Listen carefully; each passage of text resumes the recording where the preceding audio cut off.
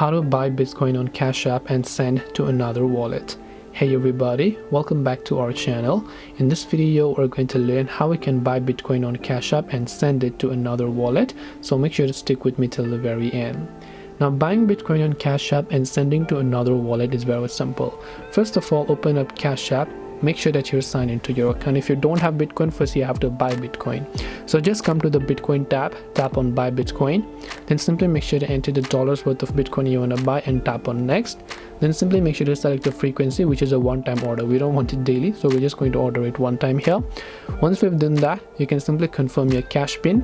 Then your Bitcoin purchase will get successfully confirmed. Now, once you've purchased the Bitcoin, if you want to send them, from the home tab you can tap on this dollars icon. From the dollars icon, enter the dollars and choose the currency to Bitcoin, and then you'll be able to send Bitcoin. Make sure to paste the wallet address of the account that you want to send to, and your Bitcoin will get successfully sent. This way you can buy Bitcoin on Cash App and send to another wallet. Hope this video was very helpful. If you have got any more questions, feel free to also leave them down below. Thank you for watching till the very end of this tutorial, and see you soon in the next video.